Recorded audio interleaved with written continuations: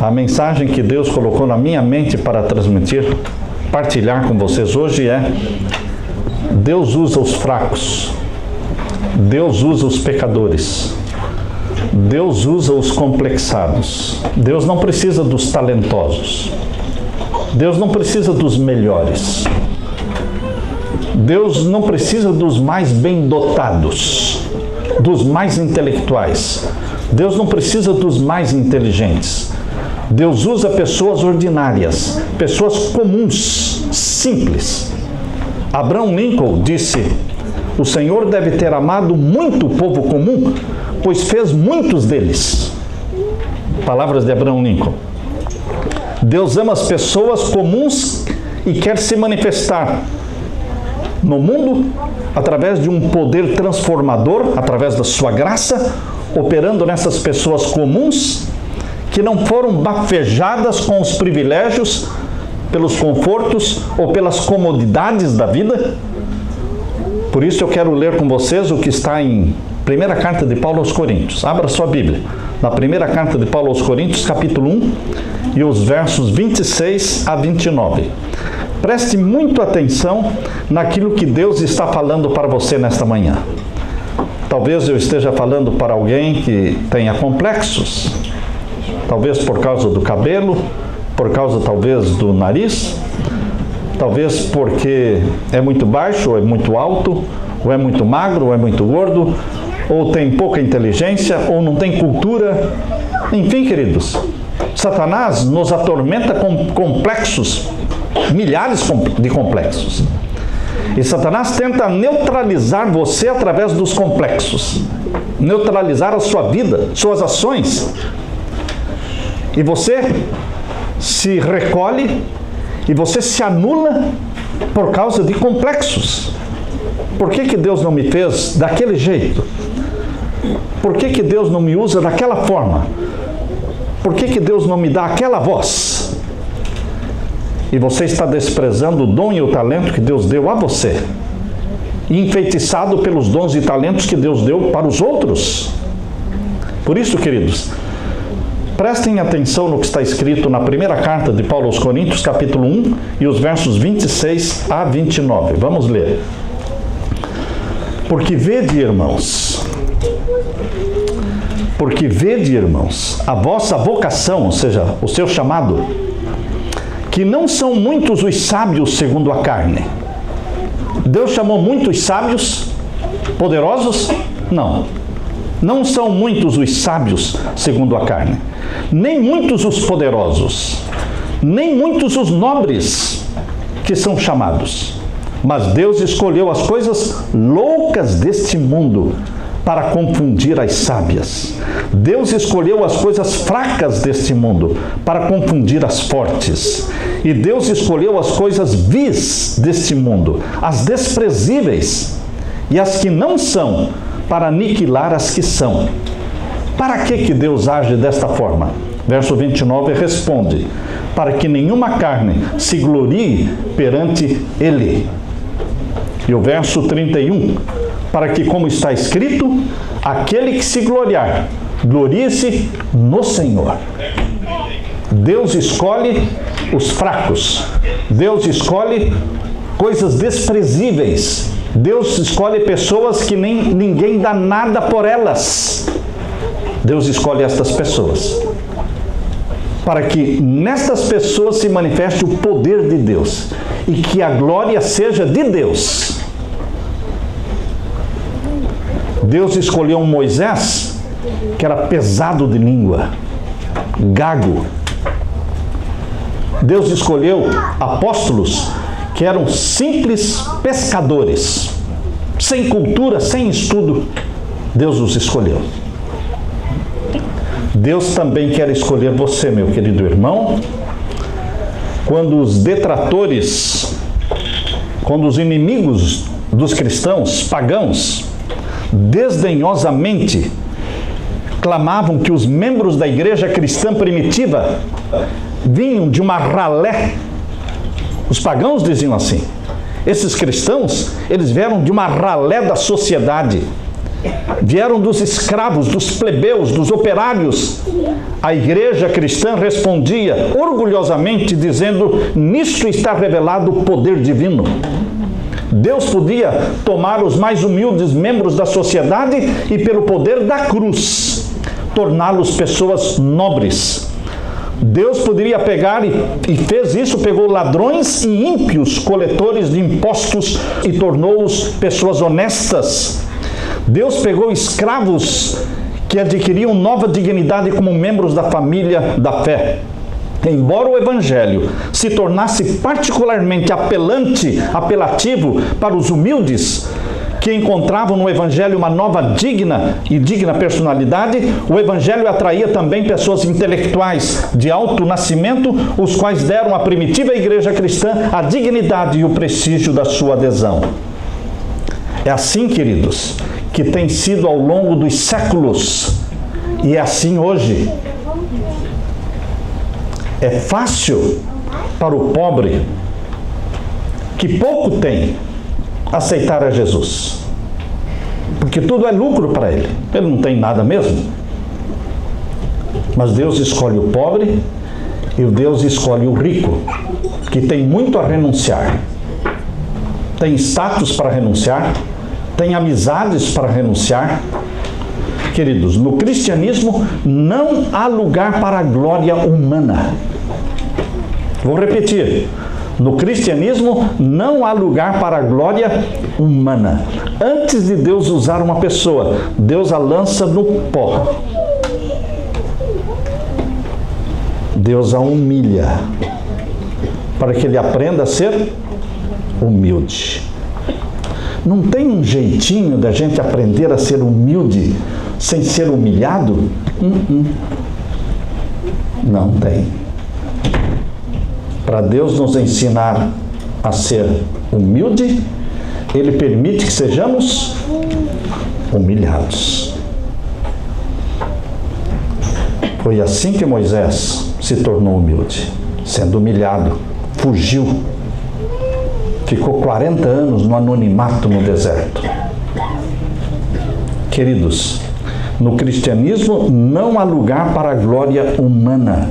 Na família de Deus, todos os grandes feitos são um reflexo do poder de Deus atuando no elemento humano, que voluntária e prazerosamente se submete à influência do Espírito Santo de Deus. Deus poderia ter escolhido para ser o pai da fé um homem que tivesse assim muitos filhos, mas não, ele escolheu um homem já idoso de uma mulher estéril que nunca tinha tido um filho. Queridos, por que Deus fez assim? Para mostrar que Ele é o poderoso, Ele é quem pode todas as coisas. Ele faz as coisas impossíveis. Aquele que se gloria no Senhor, diz o verso 31 que nós lemos aí, primeira carta de Paulo aos Coríntios, capítulo 1, verso 31, aqui diz para aquele que se gloria, glorie-se no Senhor. Na religião de nosso Senhor Jesus, a saúde, a cultura, o intelecto, a nobreza do nascimento, o QI, quociente de inteligência, a formação teológica, a nobreza, nada valem. Nada valem. Deus faz tudo com aqueles que não têm nada disso. E faz também com aqueles que têm. Mas primeiro, faz com que eles percam muita coisa. Porque Moisés tinha muita coisa de que se orgulhar. Ele era filho da filha do faraó. Ele foi preparado para ser comandante do maior exército do mundo. Daquele tempo, era o Egito, quem comandava o mundo. Ele foi preparado para ser o senhor do mundo. Deus teve que tirar tudo isso dele e ensiná-lo a cuidar de ovelhas. 40 anos no anonimato. Para então falar: Moisés, agora você está preparado para o trabalho que eu tenho para você. Aqueles que têm orgulho, cultura, muita informação, Deus tira bastante deles. E aqueles que não têm nada, Deus fornece o que eles precisam. Deus faz tudo em todos. No serviço de Deus, o importante, queridos, é a inteira consagração a Deus. Nosso Pai Celestial pode tomar fracos, doentes, incultos, pobres como sejamos, e nos tornar poderosos instrumentos nas mãos dele, para o benefício da sociedade. Muitas pessoas alimentam sonhos, dizendo assim: se eu tão somente tivesse saúde física, eu poderia fazer um grande trabalho para Jesus. E por que não faz? Doente como está? Por que não faz? Comumente eu ouço pessoas dizerem: pastor, se eu fosse rico, eu compraria essa igreja sozinho. Que pena, que nenhum rico fala isso. Todos que falam são pobres, porque o rico não pensa assim. E se você pobre fosse rico, você também não estaria falando isso. Queridos, Deus quer nos usar do jeito que nós estamos. Deus não quer que você compre a igreja para Ele. Deus quer que você seja fiel no mínimo, fiel no pouquinho. Muitos vivem se iludindo, dizendo a si mesmos: se eu tivesse o curso de teologia, eu faria uma grande obra para o Senhor. Se eu tivesse o dom de pregar, se eu tivesse o dom de cantar, ou quando eu voltar para o Brasil, eu vou fazer uma grande obra para Deus. Não. Deus te usa do jeito que você está, onde você está. Aqui é o teu campo de ação. É aqui que Deus quer usar você. Pare de sonhar com o futuro e viva o presente. Faça alguma coisa por Jesus agora. Faça alguma coisa por alguém agora, hoje. Com o que você tem. Com o que você tem, com o que você é. Deus usa as pessoas onde elas estão, na condição em que estão. Deus tem alcançado maior sucesso com pessoas desprovidas de riquezas, desprovidas de saúde física, pessoas que eram até mesmo cegas e aleijadas. Deus as usa. O apóstolo Paulo, abra sua Bíblia agora, na segunda carta de Paulo aos Coríntios. A vida de Paulo é um exemplo para mim e para você. Veja o exemplo que ele nos deixou na segunda carta de Paulo aos Coríntios, capítulo 12, e os versos 7 a 10. Chama a nossa atenção que Paulo era doente. Paulo. A tradição diz que Paulo era bem baixinho, talvez 1,5 m, 1,55 m, bem baixinho, careca, vesgo, perna torta. Nada poderia fazer com que Paulo fosse mais feio do que ele era. Mas ele era uma pessoa culta, estudada. E Deus, queridos, disse para Paulo: eu quero usá-lo do jeito que você está, do jeito que você é. Mas, Senhor, eu tenho um probleminha na minha vista que eu não posso ler direito. Desde aquele momento em que ele se converteu na estrada de Damasco, lembram-se vocês que ele perdeu a visão, ele ficou cego, e depois, com a oração de Ananias, ele recuperou a visão. Mas quando ele recuperou a visão, ele não recuperou da forma como era antes. Ficou um negócio incomodando, cada vez que ele piscava doía. É como se tivesse ali uma areinha dentro do olho dele. Que coisa que incomoda é quando você tem algo dentro do seu olho. E ele pediu 3 vezes: por favor, Senhor, me cura, Senhor, me cura. Eu ressuscito mortos, eu curo milhares de pessoas e eu sou doente. Percebam? Vejam o que Deus respondeu para Paulo. Segunda carta de Paulo aos Coríntios, capítulo 12, versos 7 a 10. Paulo mesmo disse: para que me não exaltasse, ele entendeu o propósito de Deus, para que eu não me exaltasse pelas excelências das revelações, porque Deus se revelou muito a ele, foi-me dado o quê? O espinho na carne. O espinho na carne, na vida de Ellen White, foi a pedrada no nariz que ela levou. Achatou o nariz dela. Achatou. Deformou o rosto dela. Ela, escrevendo sobre isso, ela disse: Deus tirou de mim todas as vaidades femininas. Palavras de Ellen White. Deus tirou de mim todas as vaidades femininas. Com aquela pedrada que deformou o rosto de uma forma que o pai, quando voltou de viagem, não conheceu a filha. Passou pela filha na calçada e não conheceu a filha. Deus tirou de Paulo também suas vaidades. Através do espinho, né? Na carne. Existem espinhos que Deus tira. Outros espinhos Deus diz: não, deixa aí. Não precisa tirar. Você só precisa da minha graça. Você só precisa da minha graça. Isto basta. Vejam o que Paulo disse aqui. Para que não me exaltasse pelas excelências das revelações, foi-me dado um espinho na carne, a saber, um mensageiro de Satanás, para me esbofetear, a fim de não me exaltar. Acerca do qual 3 vezes orei ao Senhor para que se desviasse de mim. Ele estava pedindo o quê? Cura. Cura-me, Senhor. E o verso 9. E disse-me: a minha graça te basta, porque o meu poder se aperfeiçoa na fraqueza. De boa vontade, pois, me gloriarei nas minhas fraquezas, para que em mim habite o poder de Cristo. Pelo que sinto prazer nas fraquezas, nas injúrias, nas necessidades, nas perseguições, nas angústias, por amor de Cristo, porque quando estou fraco, então eu sou forte. Paulo entendeu o plano de Deus para a vida dele. Será que você já entendeu o plano de Deus para a sua vida? Ou você está esperando por algo? Deus te fez. Deus te capacitou.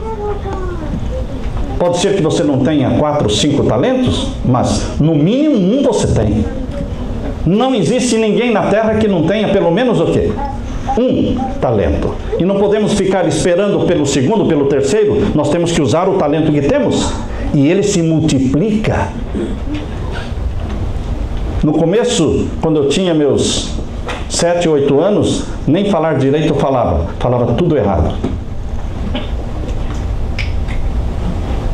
Mas Deus me ajudou a falar. Depois, Deus me ajudou a cantar. Depois, Deus me ajudou a escrever. Os talentos, eles não se multiplicam sentado, ou assistindo televisão, ou balançando numa rede. Não. Os talentos não se multiplicam dessa forma. Mas se multiplicam através do quê? Do uso. Você usa, ele se multiplica. Ellen Gold Harmon, depois de casada, ficou conhecida como Ellen Gold White. Uma jovenzinha inculta, 3 anos de escola. Quantos anos? 3 aninhos de escola somente. Só aprendeu a ler e a escrever, só isso. Recebeu uma pedrada no nariz, quando tinha 9 anos de idade. Ficou tão fraca, se tornou tuberculosa. A tuberculose, naquele tempo, era a morte certa, naquele tempo. Ela não podia deitar para dormir, tinha que dormir sentada, porque se ela deitasse, ela não conseguia respirar. Foi impossibilitada de estudar, nunca mais pôde voltar para a escola, pobre. Ela trabalhava fazendo a copa do chapéu, sabe a parte de cima do chapéu? O pai dela era um chapeleiro, fabricava chapéu. E ela trabalhava colocando a copa do chapéu, a parte de cima. Ela ganhava 25 cents de dólar por dia. E guardava todo esse dinheirinho para imprimir folhetos falando da volta de Jesus. Mas Deus a chamou para um ministério que durou 70 anos. 70 anos como mensageira do Senhor. Escreveu mais de 50 livros e é a autora americana mais traduzida no mundo. Amém. Você já parou para pensar? Ellen Goldwhite é a autora, escritora americana mais traduzida no mundo. Amém. O que Deus faz quando pega uma pessoa inculta, impossibilitada, doentia e a usa? Porque a glória toda é dele. Deus quer fazer isso com você. Do jeito que você está. Ela recebeu mais de 2.000 visões e sonhos. Agora, quero falar para você sobre Ricardo Baxter. Ele nasceu em 1615 e morreu em 1691. Líder da igreja puritana na Inglaterra. Ricardo Baxter viveu afligido por várias doenças. Vivia à beira da morte, não tinha saúde. Todavia escreveu mais de 100 livros. Como pode? Uma pessoa que vivia à beira da morte, morre ou não morre? Já morreu fulano? Não. Mas escreveu mais de 100 livros. Eduardo Payson viveu de 1783 a 1827, um homem de oração de Portland, aqui no Maine. Sua popularidade foi tão grande que milhares no país, no século XIX, colocaram o nome nos filhos deles de Eduardo.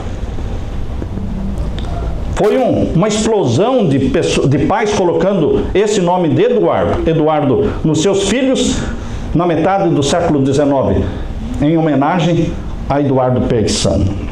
Ele foi uma pessoa sem nada de saúde, mas ele pregava o evangelho como um leão, e milhares de pessoas se converteram através das suas mensagens. Eu li também sobre Roberto Shane, viveu de 1813 a 1843, uma vida curta. Se bem que um esqueleto humano ambulante, ele abalou a Escócia com a pregação do evangelho. Eu li também sobre Philip Doddridge, viveu de 1702 a 1751, ou seja, 49 anos. Apesar de ter sido aconselhado por seus amigos a nunca se tornar pastor, porque ele tinha péssima saúde, mas ele tornou-se uma das grandes testemunhas de Deus no púlpito. Fazendo uma pesquisa, eu pude descobrir que algumas pessoas famosas no mundo tinham doenças e eram aleijadas, eram pessoas que tinham deficiência física. Eu li sobre Lord Byron, que viveu de 1788 a 1824, um dos grandes poetas da Inglaterra. Ele tinha um pé torto. Poderia ter vivido no complexo, não é? Porque ele tinha um pé torto, mas não, ele se tornou um dos grandes poetas da Inglaterra. Robert Louis Stevenson viveu de 1850 a 1894, poeta escocês, escritor e músico. Ele está entre os 26 mais famosos autores, mais traduzidos no mundo. Ele está entre os 26, Robert Louis Stevenson. Ele disse: por 14 anos não tenho tido um dia sequer de saúde. Eu escrevo aos pedaços por causa da tosse. Ele tinha tuberculose. Stevenson tinha tuberculose. Ele dizia: eu escrevo aos pedaços por causa da tosse. Eu escrevo com hemorragia. Porém, tenho feito o meu trabalho incansavelmente e a batalha continua. Uriah Smith, um dos fundadores e pioneiros da Igreja Adventista do Sétimo Dia, ele tinha uma perna de pau. Mas foi ele quem escreveu as primeiras doutrinas fundamentais da Igreja Adventista. Como nós temos hoje, foi ele quem escreveu. Queridos, Helen Keller, vocês já ouviram falar? Uma autora conferencista norte-americana que perdeu a visão e perdeu a audição, ou seja, cega e surda, desde os 19 meses de vida. Mas a despeito das suas deficiências, ela escreveu: cada dia da minha vida eu agradeço a Deus 3 coisas. Helen Keller falando: dou graças a Deus por me haver concedido conhecimento das suas obras. Dou profundas graças porque Ele pôs em minhas trevas a lâmpada da fé. Profundíssimas graças porque tenho uma outra vida a ser aguardada, uma vida jubilosa de luz, flores, cânticos celestiais. Qual é a nossa atitude diante das deficiências físicas, dos complexos, das limitações que nós temos? Como é que você age? Você enterra o seu talento? Você condescende com a débil piedade de si mesmo? Será que eu estou falando para alguém aqui que tem dó de si mesmo? Pena de si mesmo? Quem tem pena de si mesmo não vai a lugar nenhum. Não faz nada. Não tenha pena de si mesmo. Você costuma se depreciar aos próprios olhos? Você se deprecia? Eu não valho nada. Ninguém dá nada por mim. Ninguém me cumprimenta. Ninguém me olha. Você se deprecia? Eu sou burro. Eu sou um idiota. Eu não sei fazer nada. Você se deprecia? Isso é pecado. Porque você está depreciando uma obra-prima de Deus. Você tem talentos. Use-os. Multiplique-os. Quando você for tentado a reclamar da sorte, quando você for tentado a reclamar da vida, quando você for tentado a reclamar das aflições, das provações que estão duras demais, difíceis demais, pense naquilo que Jesus dirá para aqueles que simplesmente não fizeram nada, enterraram seu talento na terra. O que é que Jesus dirá para eles? Servo mau e negligente. Servo mau e negligente. Porque enterraste o teu talento. Por que não usaste o único talento que eu te dei? Ele teria dobrado? Triplicado? Pense também em quão mais pobre seria o nosso mundo hoje se não existisse um homem chamado John Milton. John Milton é o autor do livro Paraíso Perdido, best-seller no mundo. Porém, John Milton era cego. Thomas Alva Edison. Graças a ele nós temos a luz. Foi ele o inventor da lâmpada incandescente. Mas ele foi inventor também do fonógrafo e da máquina de filmar. Mas ele era surdo. Beethoven era surdo. O gênio da música. Estes homens poderiam ter vivido no complexo, uma vida se lamentando, reclamando, mas decidiram usar o quê? Os talentos que Deus deu. William Pitt, famoso parlamentarista na Inglaterra, ele colocava em linha o parlamento inglês com as suas muletas. Franklin Roosevelt, o único presidente americano que se elegeu 3 vezes. Foi eleito governador de Nova York, depois foi eleito nos presidente dos Estados Unidos por 3 vezes. Mas sabem quem era Franklin Roosevelt? Ele teve uma paralisia infantil, ficou paraplégico. Porém, mesmo de aparelhos e de muletas, tornou-se governador de New York, depois 3 vezes eleito presidente dos Estados Unidos. Poderia ter morrido ou vivido uma vida inútil, paraplégico. Antônio Feliciano de Castilho. Já ouviram falar nesse nome? Antônio Feliciano de Castilho, um dos maiores clássicos da língua portuguesa.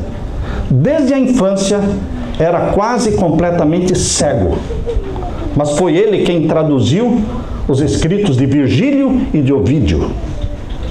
John Bunyan, esquecido numa prisão lá da Inglaterra, 12 anos na cadeia, por amar a Jesus, por pregar o Evangelho. John Bunyan ficou 12 anos na cadeia, mas nesses anos na cadeia ele escreveu muitos livros, e o principal deles, ele escreveu o livro O Peregrino, que é o livro mais lido depois da Bíblia. Foi escrito nos 12 anos que ele esteve na cadeia. Queridos, eu não poderia deixar de mencionar agora Fanny Crosby. Fanny Crosby. Nós cantamos muitos hinos de Fanny Crosby. Está no nosso hinário adventista. Todas as igrejas têm hinos de Fanny Crosby. Todas. Porque ela compôs, sabem quantos hinos? 7.000 hinos. 7.000 hinos. Mas quem era Fanny Crosby? Cega. Com poucos meses de vida ela ficou cega, vítima do erro do médico. Mas com 10 anos de idade, Fanny Crosby conhecia a Bíblia como poucos a conhecem. Converteu-se ao ouvir cantar o hino de Isaac Watts, A Revelação da Cruz. Casou-se com um professor de cegos, que também era cego. Fanny Crosby se tornou, pela graça de Deus, a maior autora de hinos que o mundo já conheceu. Ela viveu 95 anos, faleceu em 1915. Queridos, o que é que eu estou tentando dizer? Que Deus quer te usar. Deus quer te usar não no Brasil. Os que estão no Brasil, que estão me assistindo pela internet, Deus os usará ali. Mas os que estão aqui, Deus os usará aqui. Quem está no Japão, Deus os usará no Japão. Deus te usa onde você estiver. E do jeito que você estiver. Você tem que se prontificar. Eis-me aqui, Senhor. Envia-me a mim. Usa-me. Deus possui uma universidade chamada a Universidade das Aflições. As aflições da vida, os entraves físicos, são por Deus muitas vezes permitidos para que suspiremos mais por Ele. Quando a pessoa está com dor, ela suspira mais e ora mais. A criança se afasta do papai e vai correndo pelo parque. É quando o cachorro bravo aparece, que ele grita pelo pai e pela mãe e corre desesperado em busca do pai e da mãe. Deus permite que alguns cachorros apareçam na nossa vida para nos fazerem correr para Ele. Queridos, corramos constantemente para os braços dele e clamemos pelo socorro sempre presente na hora da angústia. Foi a cegueira de Paulo que o ajudou a ver Jesus. Foi a cegueira de Sansão. Lembra-se que Sansão ficou cego? E aí ele conseguiu ver Deus. Morreu salvo, porque morreu cego. Deus teve que permitir ele perder os olhos, porque senão ele ia se perder com aqueles olhos. Mas ele perdeu a visão e se salvou, porque aí ele viu Deus. As estrelas brilham mais nas noites mais escuras. Há uma pedrinha em quase todos os sapatos. Assim como há uma areia na concha da ostra, para poder produzir o quê? A pérola. Não existiriam pérolas se não existissem grãozinhos de areias dentro da coxa, machucando. Mas ela vai cobrindo com um líquido chamado nácar. E aquela pedrinha se transforma em pérola. Deus permite uma pedrinha no seu sapato, mas não para xingar, não para reclamar. É para você se agarrar a Ele. As tempestades levam os navios para onde? Para onde as tempestades levam os navios? Para os portos. Há frutas que só se tornam doces depois que cai a geada. Deus às vezes põe os homens e mulheres de costas no chão a fim de que eles possam olhar para cima. Se o dinheiro do filho pródigo não tivesse acabado, ele nunca teria voltado para a casa do pai. Está vendo a bênção do dinheiro acabar? A gente ora mais. Senhor, o aluguel está vencendo, eu não tenho dinheiro. A minha geladeira está vazia, não tenho o que comer. E você clama, você ora mais. Por isso Deus permitiu que o dinheiro do filho pródigo acabasse. Assim ele voltou para a casa do pai. As aflições, os sofrimentos são os nossos melhores educadores, queridos. Podemos ver mais longe através de uma lágrima do que através de um telescópio. As feridas abertas em nossa alma são portas por onde Deus opera. Vou repetir, irmãos. As feridas abertas em nossa alma, são portas abertas por onde Deus opera. Louvado seja Deus pelos entraves e aflições que nos obrigam a correr para Ele e falar: usa-me e ajuda-me, Senhor. Em nome de Jesus. Amém? Amém. Aleluia.